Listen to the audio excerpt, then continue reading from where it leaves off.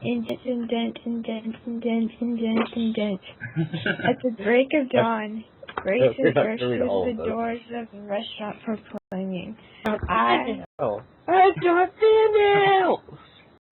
Of course, everyone was in the restaurant at the break of dawn, or really at any point of the day anyway.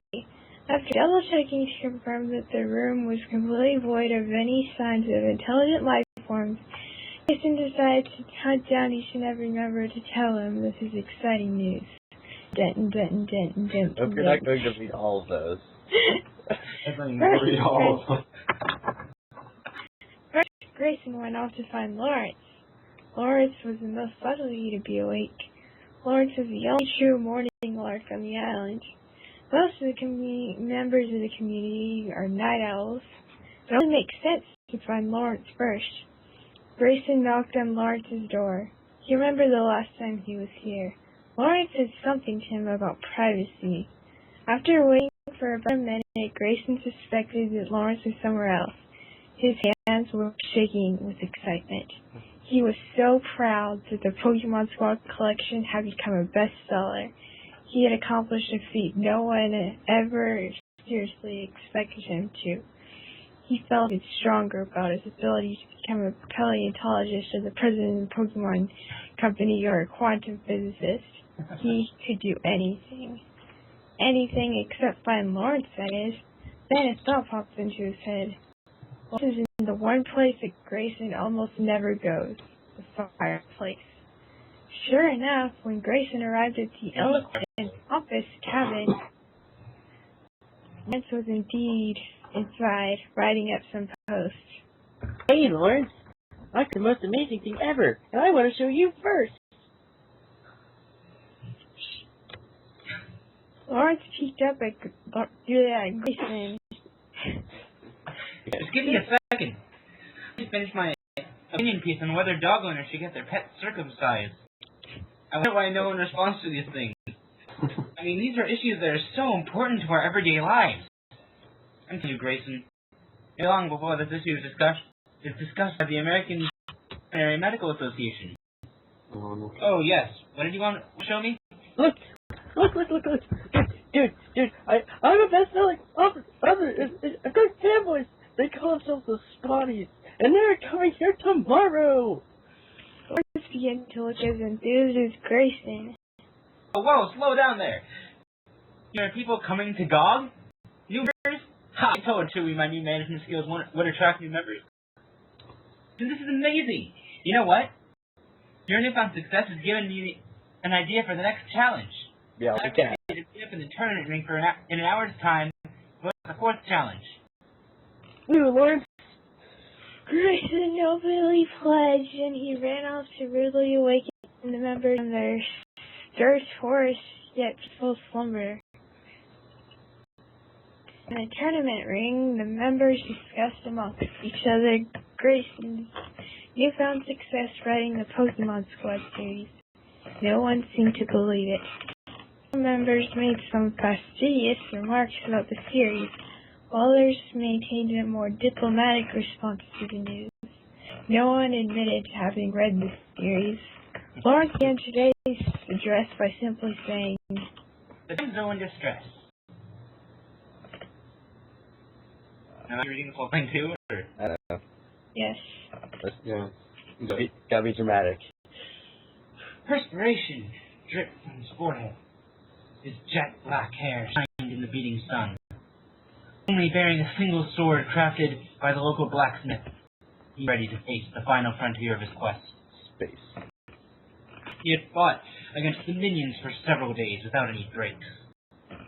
He had bruises all along his neck.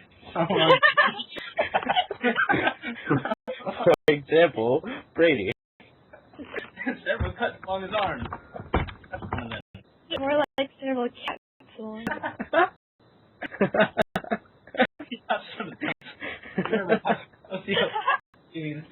Lethal poison from one of the monsters he killed. However, none of that mattered now. All that mattered now was that he completes his quest. All was to do was slay the dragon and save the princess. The kitty. A seemingly infinite staircase. Once he arrived at the summit, he entered the old, worn-down castle. The door was unlocked. The dragon knew he was coming. The dragon knew that this would be a battle to the death. Neither side was going to give up, even if it cost lives. Hence why it's a battle to the death. The hero stood in the middle of a large foyer. It was round and dim. If he escaped, would be back out the door. Gosh, it's remember a long scene. However, he was in the mood. He was ready to fight. He's 15 times as height. It was about 10 times as long as it was high. It had scaly vermilion skin that looked worn from age.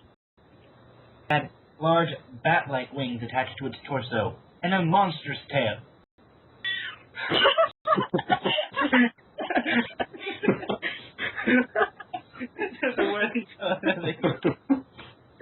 It had the most frightening of roars.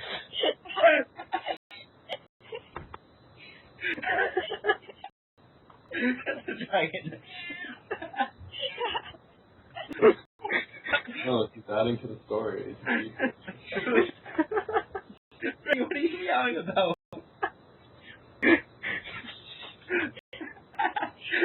Oh, again.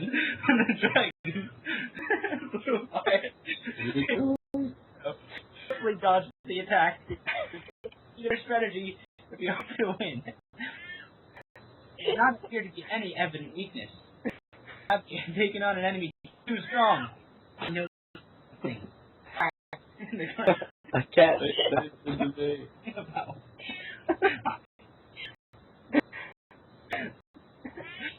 Back in the ground. Dragon only jumped right on that spot. It's really into the story. God might break. He began to run erratically. The team began to march towards him.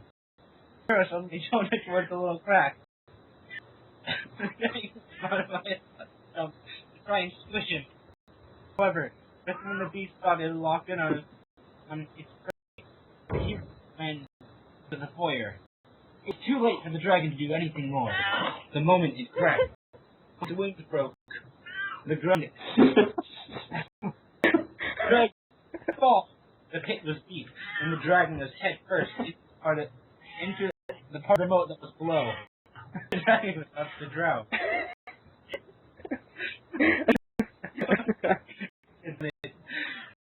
He had finally slayed the monster that saved the princess.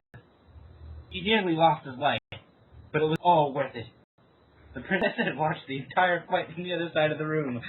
She daintily waltzed to the hero. She could see her too well, but he knew exactly what was coming. Cats. Look at his eyes. It needs to be an embrace. She was going to kiss him. Most of the audience seemed rather lethargic that morning. Paid little attention to the story Lawrence had told. Hello. You can say hi. Hi. Bonsoir, monsieur. Hello.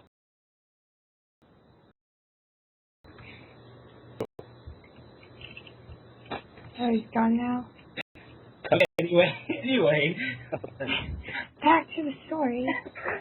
Most of the audience, being rather lethargic that morning, paid little attention to the story Lawrence had just told because they were busy paying attention to Sean's dad and Brady.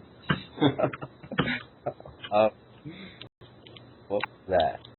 Buster. What? Oh, Michael's Buster. Who was Buster? He said What? What is that? Big challenge. Your challenge is to write an ending to the story I just told. Send it tomorrow at this time in the Masterpiece Museum. The winner will receive 9 points. Second, 8. And so.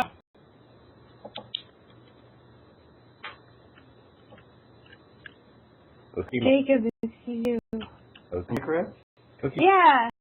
There's a Cookie Monster. Oh crap. One, Jacob. I don't remember. Cookie Monster. Oh. The story's done to it. How often to make an ending.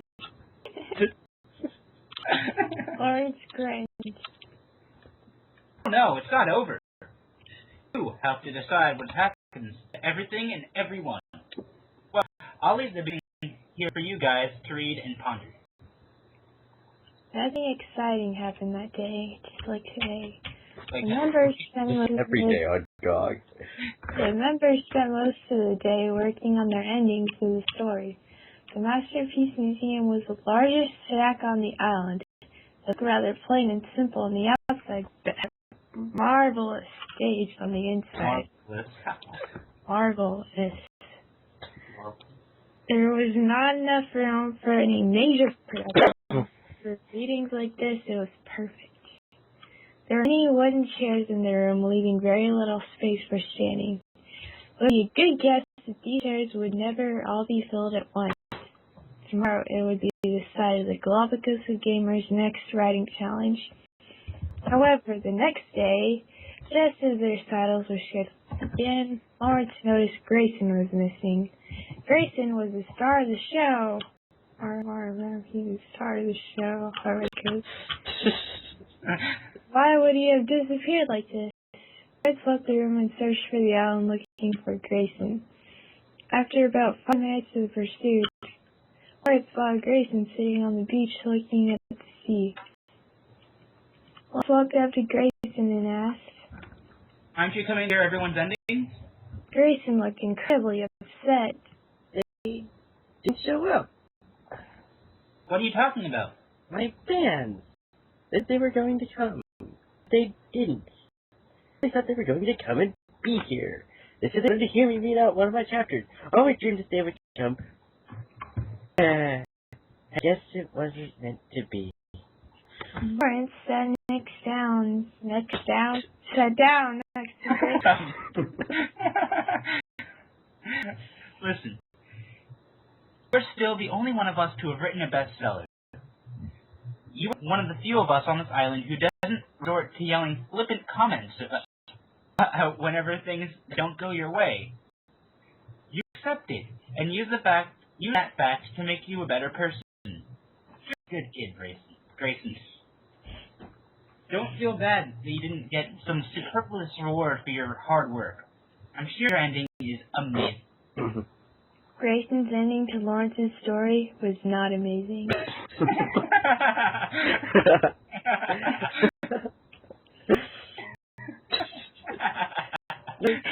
I really needed to hear that. Best man. They walked back to the Masterpiece Museum, and Jacob looked eager to read aloud his ending. Lawrence sat down to the small stage with a clipboard on his lap and a pen in his right hand. Jacob clearly hit his throat. He had to read it out loud. Okay.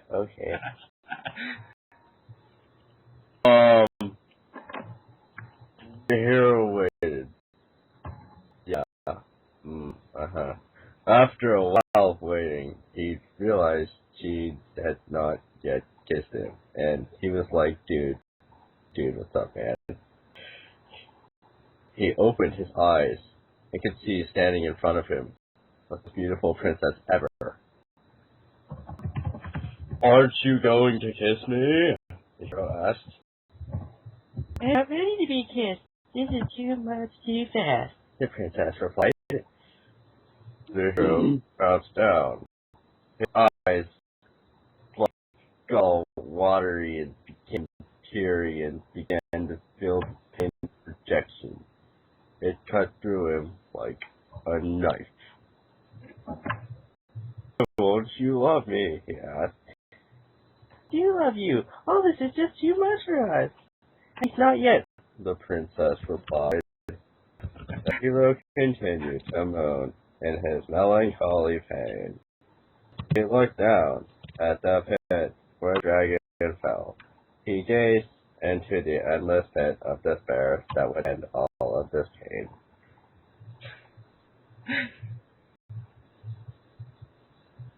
There. No, it's still the story. That's not. Yes, it is. That's clear. One quote. I'm so confused. Jacob got up and pulled at Christina's dress. Please, look, man, I want this to freaking work. I've worked so gosh darn hard for you. Please let me love you. Sorry, Jacob. I don't want this. Christina replied. I can't talk. Back up and speak. He realized right then that he could put the princess into the pit below, giving her what she deserved. She's a horrible person. He considered it, but ultimately decided it was stupid. The princess placed there, regretting the biggest mistake of her life. She had turned down the hero, the only man in the world who was like the coolest guy ever and could do cool things. The end. The members all applauded Jacob's work. Grayson clapped exceptionally boisterously. Mike heckled. I like the part where the princess and the hero's names were replaced with Christina and Jacob. I like the fact that it's always for the big reaction. Brett added. Jacob shrugged and walked back to his seat while Christina got up to present her ending. Jacob. Oh gosh.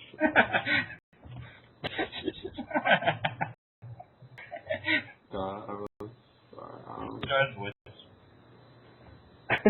The princess started as the hero. There! That's the hero! Okay. Hero was pushing out his lips. Then he said, well, are you going to kiss me? No! No! He was getting offended and yelled, or not! I said, in 2 weeks, your breath smells like a skunk. You're sweating like crazy. Okay, I just met you. It's crazy. I think you are taking things way too quickly. The hero got getting frustrated by her rejection. So yeah. His anger only grew by looking at her. You're mocking me, aren't you? You won't kiss me because of some stupid reason. How's that ball again? Well, we are through. We were never together. Because of pride. The hero looked around for a comeback. However, he just ran away crying. Oh boys.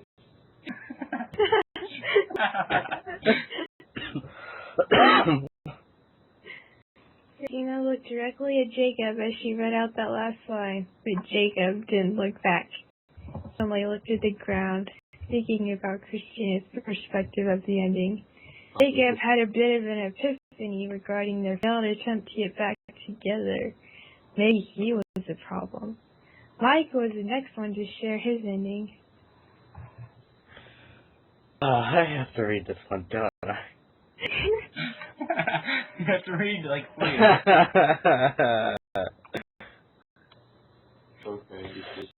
3. Okay. And the hero got what he had been waiting for. This was very passionate. Oh, I don't even know your name. You are such a good kisser. I know you are the one, the princess told him sexually. Of course I am. We must not take this too quickly. I suggest we go on a date first, the hero said sexually. Yes, where should we go? Ha. Of course, you wouldn't have any suggestions because you are a woman. But as a woman, you like to go to the grocery store. After all, What are you supposed to do in the kitchen if you have no food? You're so right. I spent all my time in the kitchen, the laundry room, or the grocery store. The two went to the grocery store. The hero took them through various aisles until he got to the fruit aisle. Let's pick our favorite fruits, the hero said sexually. They both picked up a melon. Let's compare our melons, the princess said sexually. They began comparing the melons, examining the size, shape, and texture. After they were done comparing melons, they had sex sexually. It felt so much better because they waited instead of having sex immediately. The end. Marcy's a modest applause, rather loud criticisms. Have you ever been to a grocery store that has a fruit aisle? People yelled. This is kind of sexist. Christian commented. I don't think that counts. Sean added. Norman. Yeah. I don't remember you. Like, I don't Goes to the grocery store as a date. It wasn't like that. Aaron heckled. No. Lawrence reflected on Mike's mending for a moment before pointing to Sean, indicating he was the next to speak. Sean just sat there patiently. I stole all your patience. Sean, it's your turn. Lawrence ordered, sounding slightly anxious. I'm writing ending. Am I not? Lawrence questioned. I have a rule about not writing fanfics. As far as I'm concerned, this damsel in interest story is a fanfic. Well, do you understand you were achieving no point, yes? Yeah, sure. Because I'm losing my dignity writing a fanfic. And then, Britt, it's your turn. Quickly moved to the stage. Once he had settled down comfortably, he basked in the limelight for a moment. Then he began to read his ending. Most have been changed. Sunlight came out of nowhere to shine upon the two lovers kissing. He was a rugged and gorgeous blue-collar man. His bone structure was impeccable. He had straight, sleek, dark hair perfectly parted on his head. His eyes were the color of pristine water in the Arctic. His muscles were well defined. On his hair growing on his arms. His hands were soft but strong. His buttocks were firm. That's why I have to read this. He was the epitome of masculinity. The epitome. She's very pretty and had a nice butt. Same breeze. She's what how lucky she was to be with such a caring man. He was a man who would look after her when she was ill, tired, and sad. It was love at first sight. Any man willing to put his own life on the line to save her life was truly a courageous man. How could he be any more irresistible? Several weeks later, they would return to this very castle. By this time, she was in a gorgeous wedding dress, and all the subjects in the kingdom were there to celebrate the wedding.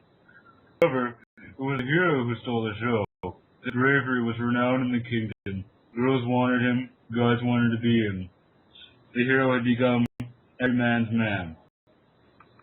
That was the first night the two spent together as a couple. As she slipped into bed, she told her husband, I am so glad I didn't marry an abusive husband, and she turned off the light.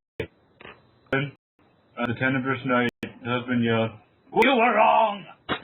She senselessly wanted to scream. The end. Why? Why? So weird. Brett's ending was fairly well received. I don't seem to have any exceptionally strong compliments or criticisms immediately. Michael was the next to read out his ending. He radiated euphoria as he read out his take on the story. Be happy. Okay, let's see. Just as the princess was about to kiss the hero, The dragon suddenly emerged from the pit of lava. It looked angry. It was so angry. Alright, it's this one. It was so angry that pregnant was angry. Pregnant was locked up with it. This one like mustard.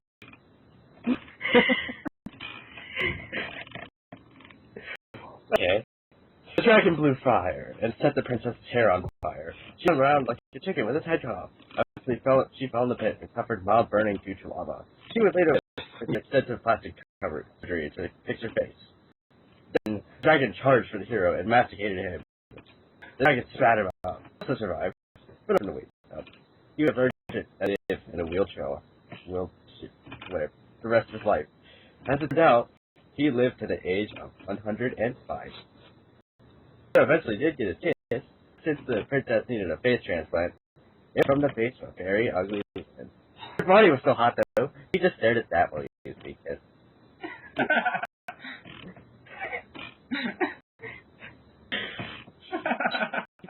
While the members applauded, Lawrence chuckled to himself. It was unclear if this was a good or a bad thing. Once the clapping had died down, Lawrence indicated that it was Connor's turn to show Mindy. Connor got up and moved toward the stage. He looked like he was in a trance, that possessive look he had when he dressed as a fortune teller. And of course, this was just in his expression. Connor was dressed as his usual male self. Something just seemed a little strange about this. It was probably stage fright or something. John? Yeah, you have to read every. Well, he is every character. My fourth note so far. Let's get to RMs. Hang on. Oh, that's one. RMs is saying the whole stuff. I got this. After the kiss, the princess noticed something crawling up the hero's back. It's a little bunch of Pokemon land! Ah, the princess exclaimed. Oh no, a dragon couldn't kill me, but a toxic bug might! I love you, the princess said. I love you too, the hero responded. The sky was blue, the castle was gray. A wind began to blow. The hero and the princess heard footsteps against the stone staircase. So long. Well, do we have here? Yeah. Science are ultra. Wrong, CCH said. Over Ultra Extreme Ultra Deluxe Arcade Edition. We made some dangerous and lethal upgrades to Star Ultra to justify a name change. These upgrades have gotten us banned in 16 different countries, Disney World, Taco Time, and the Catholic Church. It got added to the no-fly list. After a test run in the country, it forced this Virgin Islands to change their names to the British Islands. That's right. It's that stupid. No! You are doomed! The princess yelled. Okay. Oh,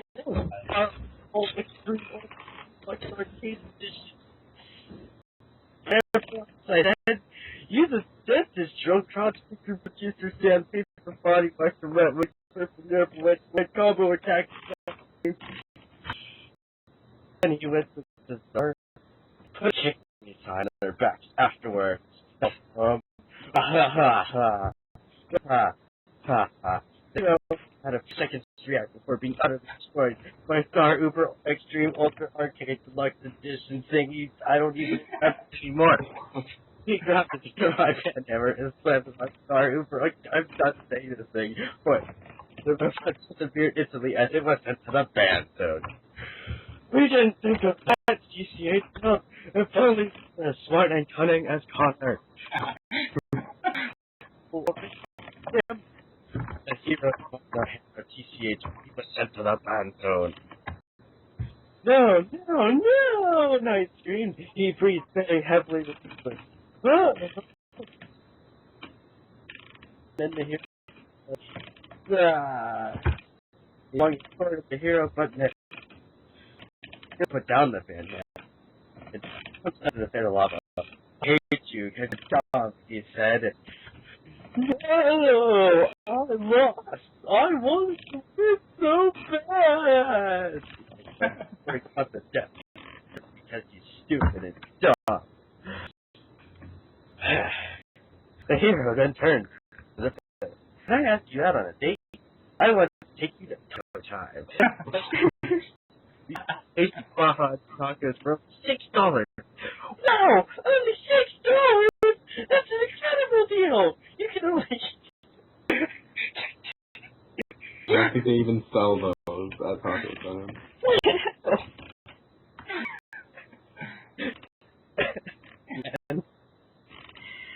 Car's version was met with some acrimonious criticism and laughter.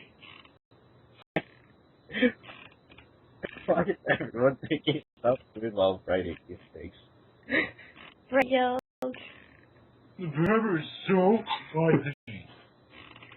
John heckled. What was Knight and CCH doing there anyway? Why did the British Virgin Islands have to change their name after Starry Uber this thing visited? Grayson inquired. Lawrence tried to get everyone to calm down. And please stop being so overly critical. Norman, are you ready? Yup. I remember your voice. Norman replied. He went up to the front of the stage, brimming with energy.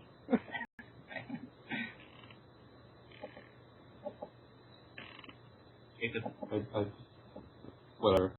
After the sweet talks developed, she got down on one knee and said, "Will you marry me?" Oh, yes, the princess firmly promised. The hero picked her up and the two looked Dotingly. Everyone say dotingly. I was going to, I'm like, that can't be right. I want another. No, there is something I should tell you. Oh, the princess began. What is it, Angel? The hero asked. Pirates are very traditionalist, as you can imagine, being a princess now. So I would like to have a very religious wedding. Is that okay with you? Everybody on you want. Oh, good. I have to worry. Kids say no. Also, my dad will probably expect you to convert.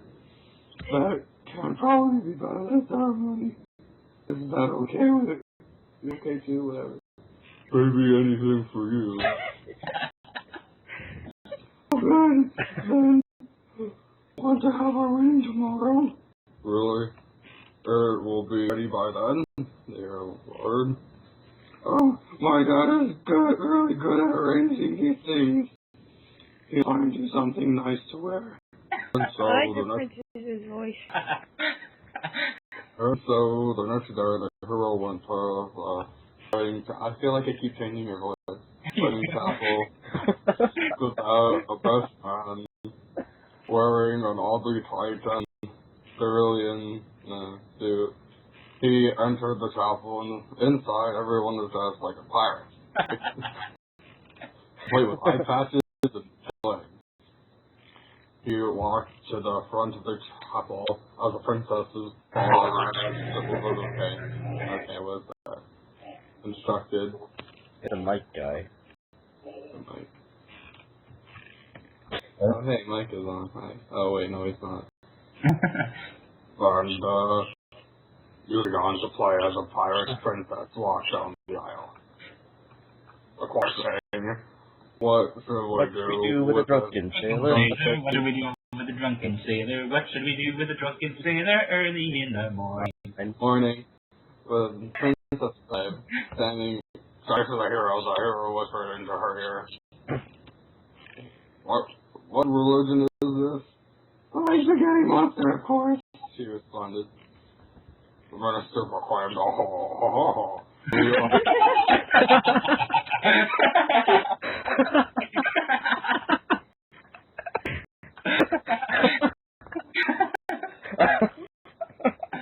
We're gathered here tonight to celebrate the old god of marriage. The princess and what's the scallywag's name? Damon, the hero, said.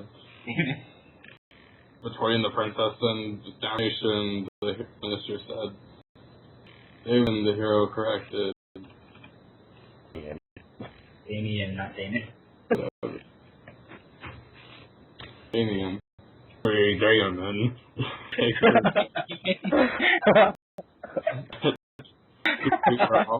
Hollywood wife, do you promise to take care or in sickness and in health?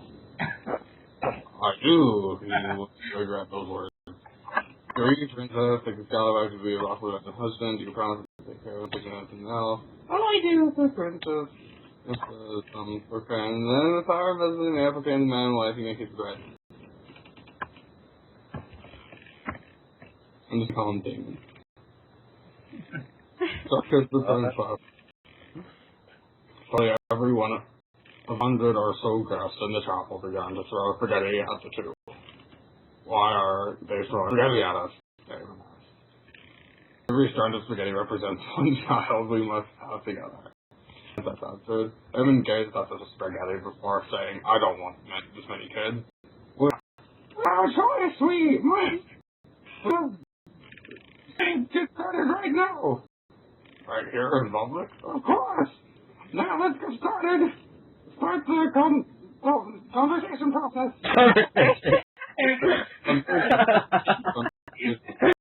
The process in making a conversation. Someone speaking. I thought you meant, never mind. No, this is a long way to go, okay. That is long. Oh my god, look at this monologue. Okay. Is this all the princess? Yeah. Forget on your head, the princess.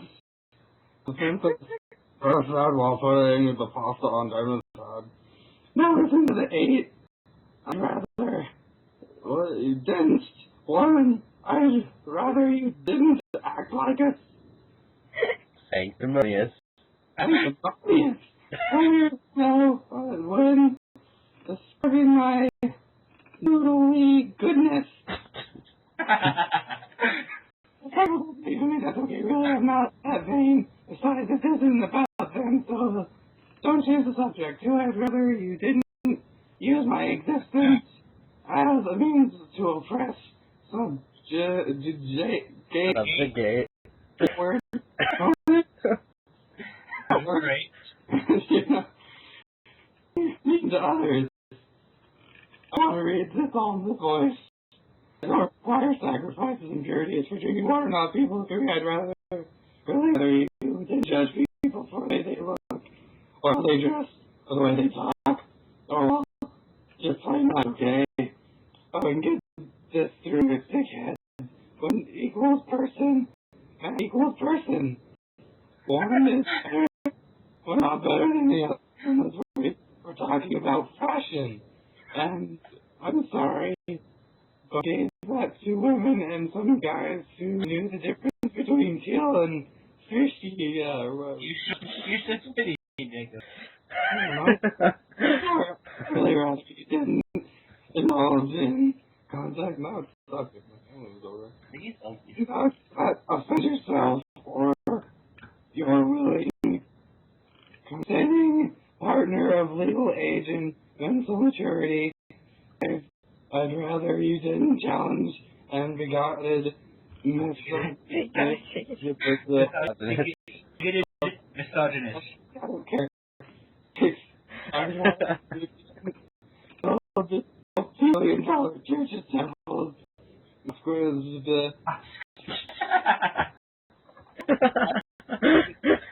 I don't want to read this anymore. I can't read crap.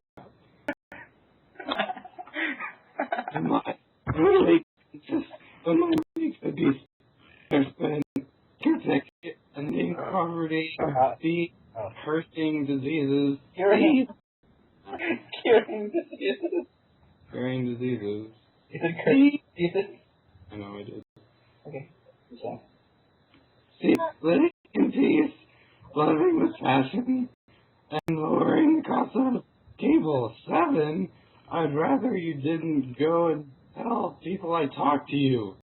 You're not that interesting. Get over yourself. And finally, 8, I'd rather you didn't do unto others as you would have them do unto you if you are into stuff that uses a lot of leather, lubrication, or Las Vegas. If the other person is into, however, first song, what's to number 4, then have it at it. Pictures and for the love of Mike or condom. How much longer is this? It's still going on. Oh, okay, it's almost done. What? Almost.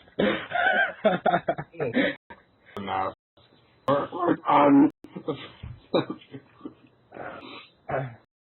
So, fine. You are now on track to get to the better heaven. Our pastor furry in heaven has a beer volcano and a spur factory. Sweet. Oh. Oh.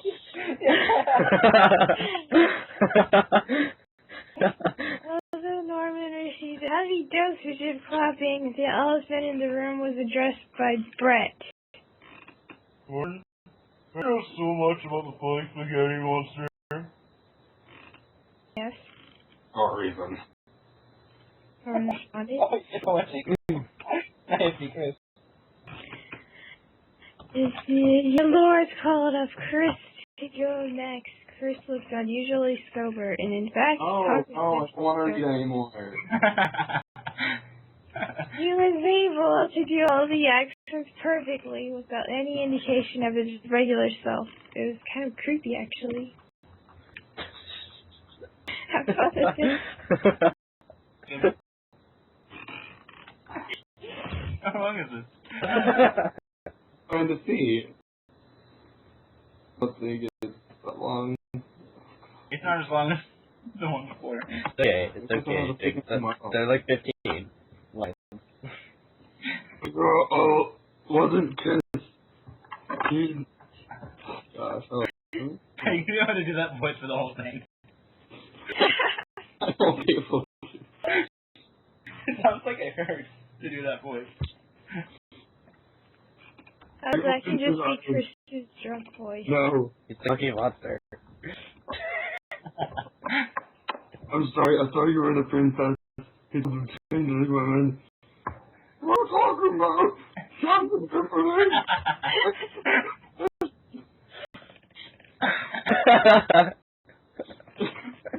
Oh my gosh. The face is back. You're kind of fat and ugly. I don't want, you now. Well, I never wanted you anyway. Yeah. Can someone take the girl, please?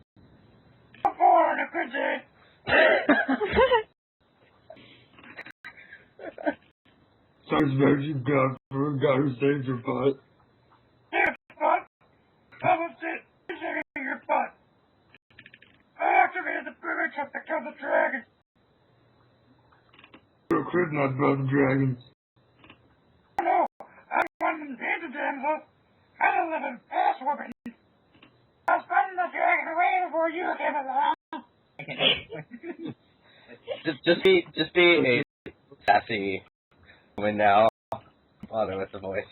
Girl, kind of sister. I'll beat the dragon and you know it. Now, why don't you run along and eat some fried chicken over a princess like you does? You didn't. The princess, yeah. Let me introduce you to the job branch. My fist. She threw 2 punches right at it and it does. Well, the punch more like a fruit punch.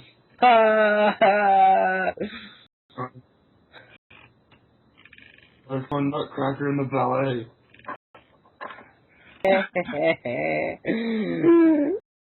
10 minutes. Seth has more of a kick than you. She slapped his face. That's what's so funny that I thought it might be slapstick comedy. She him to the ground. The only thing that's going to be faint here is your attempt to fight. Oh, it slaps me on the knee.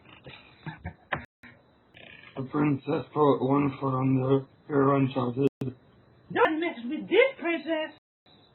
Not quite the Hey then. Chris got quite the applause of a sober reading and witty ending. Chris, you are my hero. Honor hailed. I believe we are down to our last story. Hey, Grayson? I'm so freaking ready! You have no idea, man.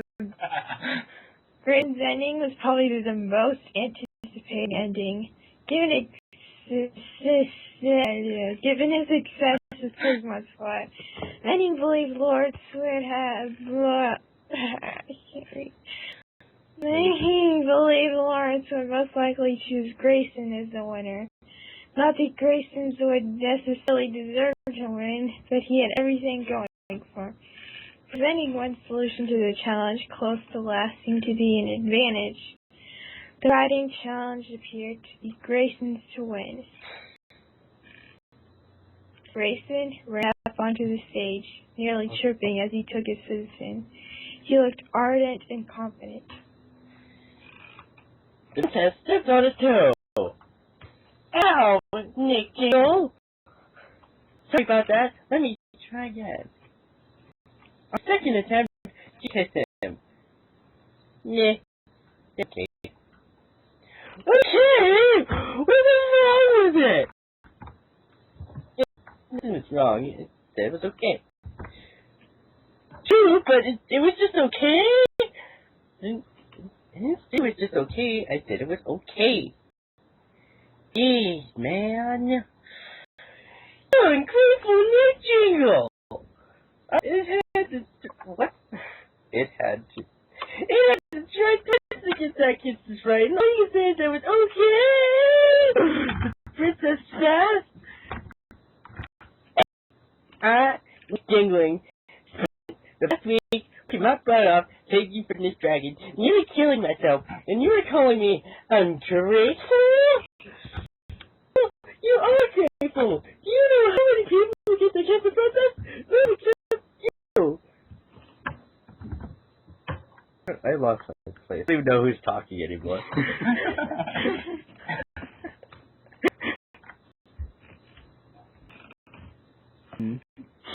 Trying to figure it out. Oh, yeah? Anyway. Oh, instead of kissing? Instead of kissing, it's really good. Oh, yeah? Yeah? Well, let me tell you this. A kiss for a princess is really good. How would you know? Because I've kissed lots of men, and they said it was really good. If you kiss lots of men, why did you say don't get to kiss princess? Oh, I have no idea. And yet here said, oh, RM, you are so smart. I love you so much. Can we get married right now? The princess asked. Of course not. Because I'm already married to May. Oh, that's right. Darn. But if I can't have you, no one can. Ah, the princess yelled. She no whistle. So materialized in her hands. The dragon sprang to life from the pit below, looking really mad. I thought I killed you, RM said. Oh, RM, this was part of my plan all along. What plan?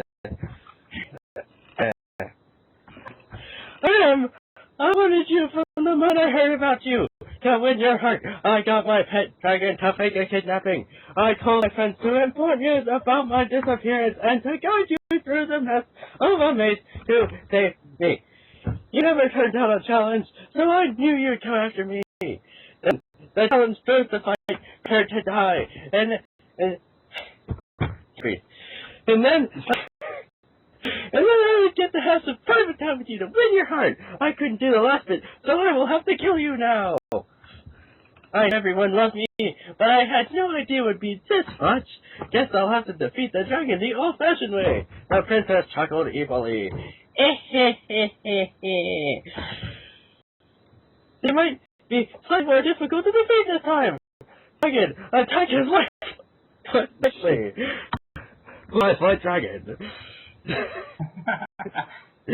dragon tried to attack RM, missing him by a few feet. RM ran for his life. However, the dragon cornered RM and was ready to set him on fire. But RM was cunning. He was smart. And he got an idea, as he always does. Sailor Pikachu! He shouted. Out of nowhere, Pikachu arrived. Pikachu took out a magic bag of winds and threw it in the dragon's mouth. The dragon began to inflate with air. The magic bag of winds, its belly grew to twice its size before it exploded. Curse you, Sailor Pikachu! I will never forgive you! The princess yelled. And then Sailor kicked the Pikachu. And Sailor Pikachu shook the prince right in the Pokeball, and she fell in the pit below. Woo! Thanks, Sailor Pikachu. I can always rely on a friend like you, RM said. The end. Be continued. Oh my god. After Grayson finished his story, it is safe to say there was not a single round in the Masterpiece Museum. Lawrence looked at the notes he had been taking about all of the endings. He reviewed and rated all of them. He had notes about what he liked and didn't like. There was a minute of silence before Lawrence took to the stage to announce the final ranking. I want to thank everyone who wrote an ending. Later. H2. Sean, you're okay. I found it interesting that so many of you, in one way or another, criticize this classic fable of a hero and a princess. First, a few of you let the two marry in an unconditional way. I really appreciate all of the different perspectives on the story. Now, just to make it clear, to make sure how I review them is clear, the ending was well written, creative, and inspiring. It was a tough challenge, but many of you pulled it off. Well done. Now, we'll reveal the rankings. In 10th place, receiving 0 points for short and terse ending, Sean. Yeah! Better than writing fan fiction. Sean insisted. Mike claims 9th place, 1 point for his sexually charged ending. It is in 8th place and gets 2 points for teaching us an important lesson about domestic violence. Well, I'm not sure how this lesson was taught exactly. Michael is in 7th place and gets 3 points for reminding us that our bodies can be vandalized by dragons. Jacob is in 6th place and gets 4 points for writing a very dark ending, albeit with a bit of name changing. Kristen's in 5th place and gets 5 points for his Pokemon Squad themed ending. Yes! The members looked flabbergasted. Grayson was a favorite twin. The 5th place finish proved Lawrence was not going to merely give away points because of Pokemon Squad's success. Connor claims number 4 for a very Connor ending. Connor is now an adjective. Can't think of any other way to describe it. That brings us to the final 3. 3rd place and 6 points goes to Christina for an original ending full of pathos. 2nd place with an ending mixed with religion and humor, Norman. He gets 7 points. I can't believe I'm going to say this, but for an ending that was truly well written, creative, and inspirational, 1st place and the full 9 points goes to Chris. I don't know who that is. Lawrence gave Chris a standing ovation. The other members followed. Oh. Perhaps Grayson had taught everyone a lesson. Sometimes the greatest writers come from places you don't expect. In this case, a kid who washed up on the shore who seems to be constantly intoxicated turned out to be quite an expressive individual. It took a skilled writer to successfully compose such an incredible story. If only Chris talked the way he wrote. Yeah. Forever. How long is this chapter? I need to put this in bed. It was awesome. It was the best thing ever. I have 5 of those. Yep. Let me put this into